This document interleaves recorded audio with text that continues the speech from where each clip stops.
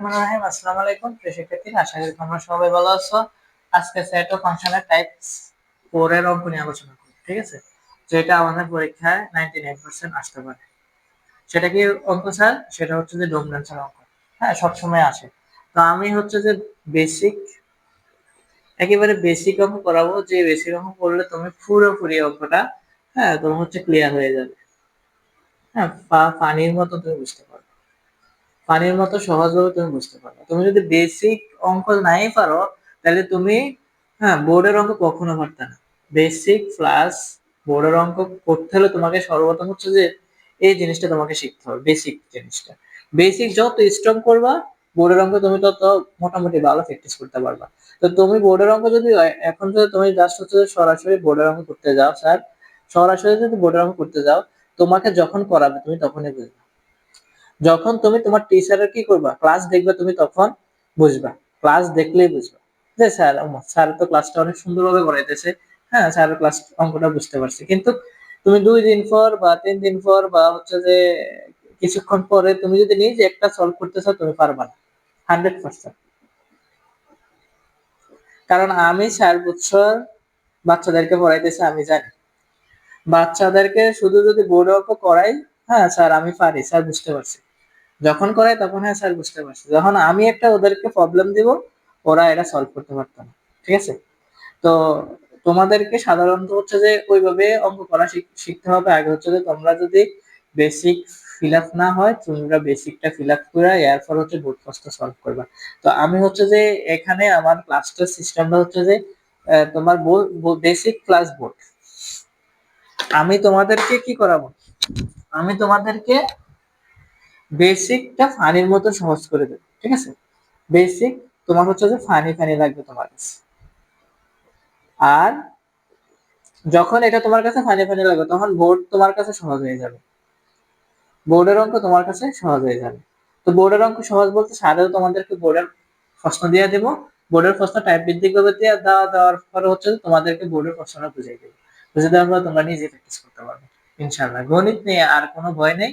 School একাডেমিতে থাকো, school academy ক্লাসগুলো ফলো করো, রেগুলারলি দেখো, ইনশাআল্লাহ তোমরা গণিতে ভালো কিছু করতে পারবে। তো এখানে আমাদেরকে কি বলছে স্যার, এর মান দেওয়া আছে 0 1 2 3, ঠিক আছে?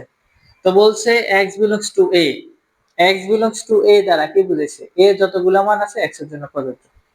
a এর একটা মান আছে না, x এর জন্য আমরা প্রযোজ্য বলতে পারি, y এর জন্য এর মানগুলো প্রযোজ্য। তো আমাদেরকে একটা শর্ত দিছে y ইকুয়াল x প্লাস 1, আমাদেরকে শর্ত দিয়ে দিছে কি, আমরা y মান কখন পারবো, কখন বের করতে পারবো, যখন আমি x এর মান জানি, যখন এটা আমাদের জানা মান, তখন আমরা জানি।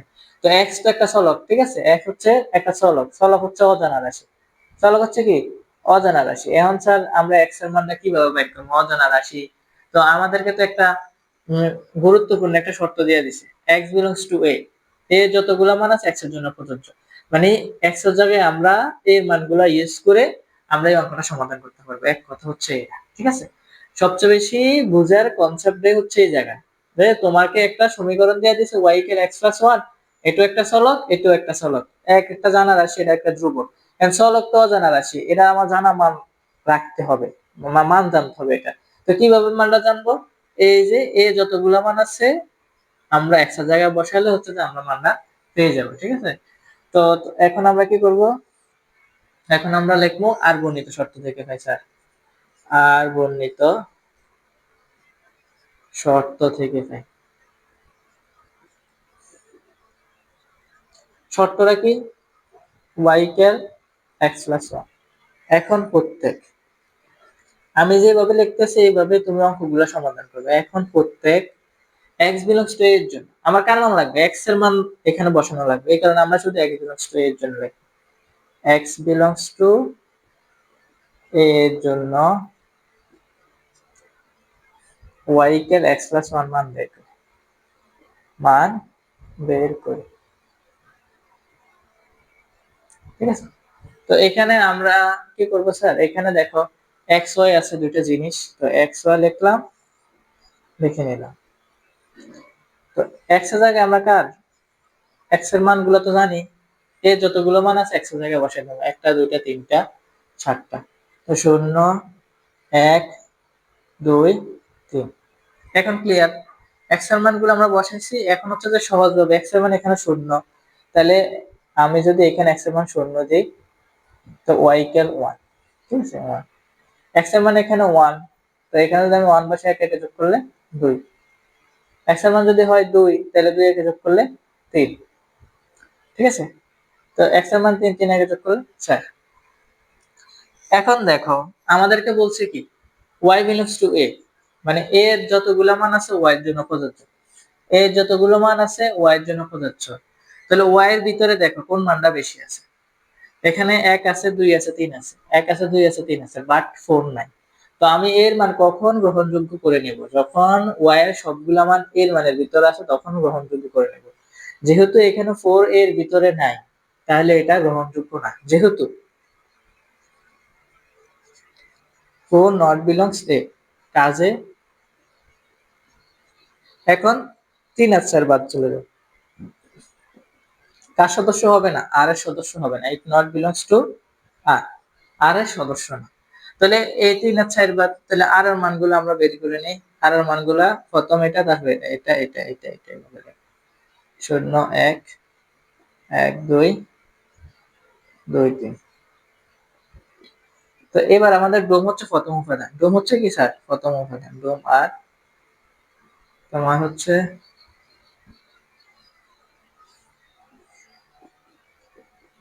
ডোম আর হচ্ছে প্রথম উপাদান। প্রথম উপাদান কত? 0 1 2, 0 1 2।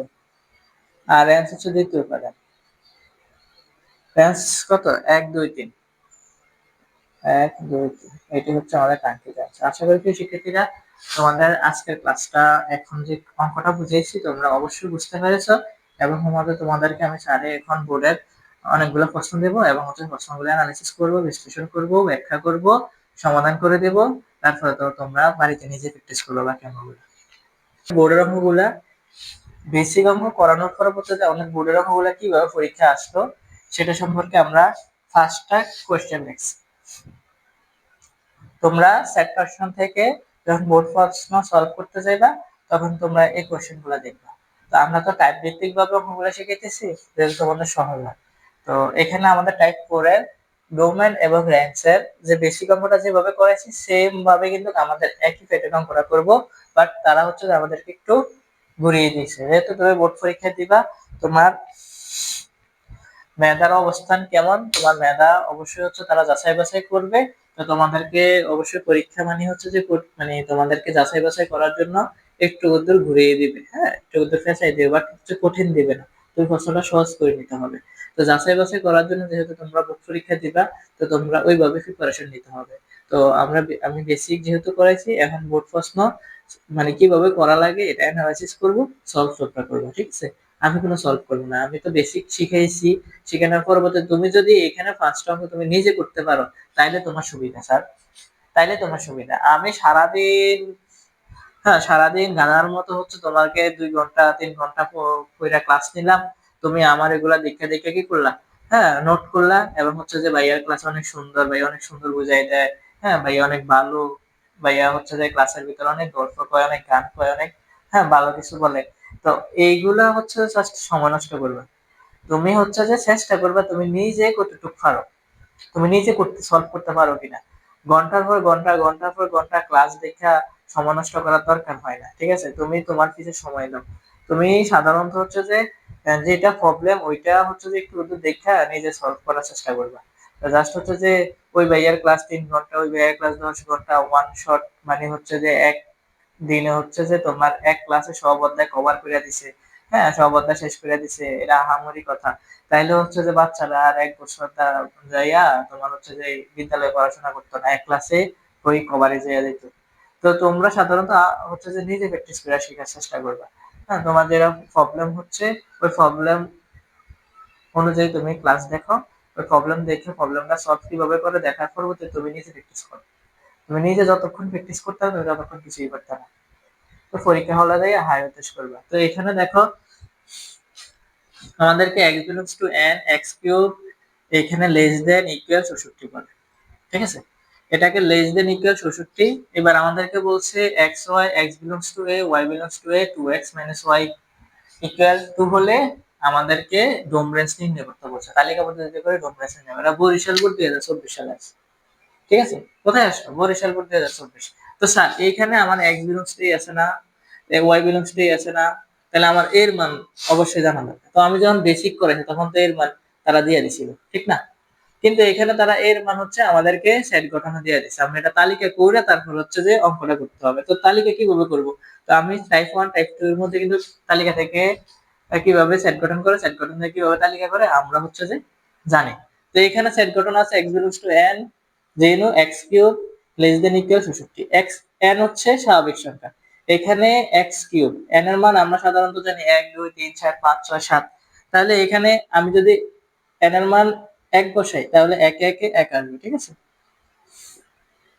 যদি এখানে আমি 2 বসাই, 2 বসালে কিউব হবে 2 কিউব, 2 বসালে কত হবে 2 কিউব, মানে 2 কিউব মানে 2 দুগুণে 6 4 দুগুণে 8, তাহলে 2 আসবে। তারপর আমি যদি এখানে 3 বসাই, x এর মান 3 ধারাবাহিকভাবে 1 এর পর 2 2 এর পর 3, 3 3 কেন 3 9 27 আসবে, তাহলে 3 আসবে। যদি 4 বসাই, এই দেখো 4 4 16 4 16 66, তাহলে 66 সমান 66 থেকে 16, তাহলে 4 আসবে। এখানে আরেকটা একটু দেখাই, এবার 5 দেখাইলে 5 5 আর 25 5 25 125, তাহলে এদিকে আমাদের x এর মানটা 125 হয়ে যায় না? তো 125 যদি হয়ে যায় তাহলে আমাদের কি শর্তটা হয় 66 বড় 66 সমান এদিকে সংখ্যা ছোট থাকতে 125 কি ছোট? Is not.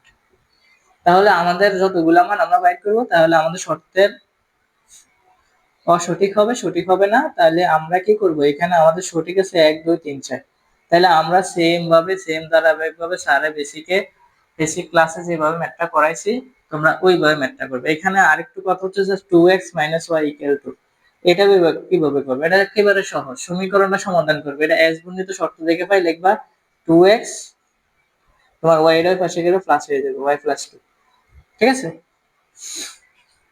বা তুমি কি করতে পারো, এটা এইভাবে না করে তুমি কি করতে পারো 2x এই 2 টার এই পাশে নিয়ে আনবা, y টার পক্ষান্তর করবা, তাহলে y = 2x - 2। তো এইখান থেকে আমরা কি করব, x এর মান বসাই দেব, x এর মান এগুলা ধরে ক্যালকুলেশন করে আমরা যেভাবে ক্লাসটা করাইছি তোমরা তো একই ভিডিওতে দেওয়া থাকবে। তোমাদের যদি প্রবলেম হয় যে কিভাবে এখন আমরা ডোমরেন্স নির্ণয় করব, তোমরা একটু দূর হচ্ছে যে তোমরা ক্লাসটা টেনে তোমরা প্রথম থেকে আবার দেখতে পারো, ঠিক আছে? তো এবার হচ্ছে যে আমরা নিজে প্র্যাকটিস করতে হবে স্যার, নিজে চেষ্টা করতে হবে। তুমি যদি নিজে চেষ্টা না করো তাহলে তুমি আমার মানে ক্লাস করে ইউটিউবে সময় নষ্ট করার দরকার নেই। এখানে এবার হচ্ছে যে আমাদেরকে বলছে আর x belongs to a, y belongs to a, x minus y plus 2 equals 0, তাহলে এর মান কুমিল্লা বোর্ড 2024। তো এখানে আমাদেরকে শুধু জাস্ট হচ্ছে যে একটু একটু সমীকরণ সমাধান করতে হবে, আর আমাদের সব ঠিক আছে, এর মান দিয়ে দিচ্ছে যারা খুব ভালো মানুষ, -3 -2 0 1।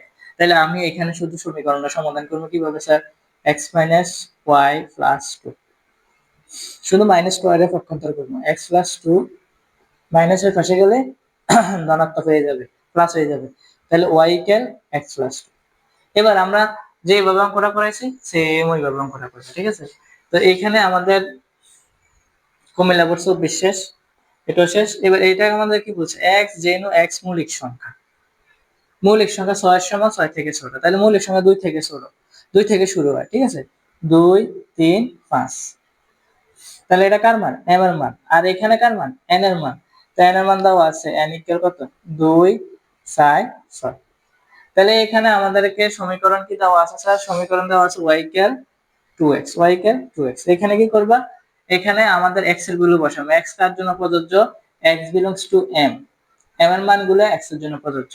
তাহলে এই যে m এর মানগুলো আছে, এই m এর মানগুলো এখানে বসাইয়া আমরা সমাধান করব, ওই যে যেভাবে স্যারে তোমাদেরকে প্রথম প্রথম ক্ষেত্রে অঙ্ক সমাধান করে দিয়েছি ওই নিয়মে ওই প্যাটার্নে, ঠিক আছে? তো এবার আমাদের সেম ভাবে আরেকটা দেওয়া আছে, এটা কোন বোর্ডে আসলো, কুমিল্লা বোর্ড 2023। হ্যাঁ, কুমিল্লা বোর্ড 2023 একটু ঘুরে গেড়াই দেয়। যাই হোক, এখানে জেড পূর্ণ সংখ্যা, তো আমাদেরকে এটা সমাধান করতে হবে। জেড পূর্ণ সংখ্যা মানে প্লাস মাইনাস, তো 9 এর সমান 9 থেকে ছোট, তাহলে আমাদের এখানে মান আসবে তোমার জানো 1 1 1, যেহেতু বর্গ 2 2 গুণে 6 3 3 9 1 2 3 আসবে।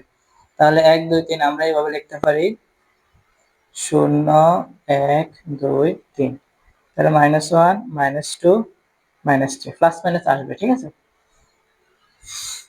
তাহলে এটা হচ্ছে আমাদের কাঙ্ক্ষিত মানে হচ্ছে তালিকা। তো এবার আমরা কি করব, এই যে এখানে y = 2x + 3, তো x এর মান আমাদের জানাই আছে, তো এখানে x এর মান বসাইয়া এটা গুণ করে সমীকরণ থেকে y এর মান বাইর করব এবং হচ্ছে তালিকা পদ্ধতি করব, রুমরাস নির্ণয় করে ফেলব। তো এটাও বুঝা গেল। তারপর a b এর মান দেওয়া আছে, তো এটা তো সহজ, ঠিক আছে, এটা একেবারে সহজ, এটা তো আর বোঝানোর দরকার নাই। এটা 7 নম্বর 2023 আছে। b এর মান 2 4 6 8, a belongs to b, b belongs to b, b এর মান হচ্ছে a plus 2, তো b এর মান হচ্ছে a plus 2, আমার এর মান লাগবে, তাহলে b এর যতগুলো মান আছে এর জন্য প্রযোজ্য, তো b এর মানগুলো 2 4 6 8 একই সিস্টেমে এখানে b এর মানগুলো ইউজ করে a b এর মানটা বসাইবা, ক্যাপিটাল লেটারে b এর মান ইউজ করে স্মল লেটারে b এর মান বসাইবা। এরপর হচ্ছে যে প্রথম ক্ষেত্রে যে ভাবে অঙ্কটা করাইছি এটা সেম ভাবে অঙ্কটা করে সমাধান করার চেষ্টা করবে, অ্যান্সার বের করবা। তার পরবর্তী 17 নম্বর 2023 অঙ্কটা কোথায় খ নাম্বার আসো না গ নাম্বার আসো দেখে অ্যান্সার মিলাবে, ঠিক আছে। তো আশা করি শিক্ষার্থীরা ক্লাসগুলো তোমাদের উপকৃত করবে এবং হচ্ছে তোমাদের বোর্ড পরীক্ষা ভালো একটা প্রিপারেশন তৈরি করে নেবে, বুঝতে পারবে।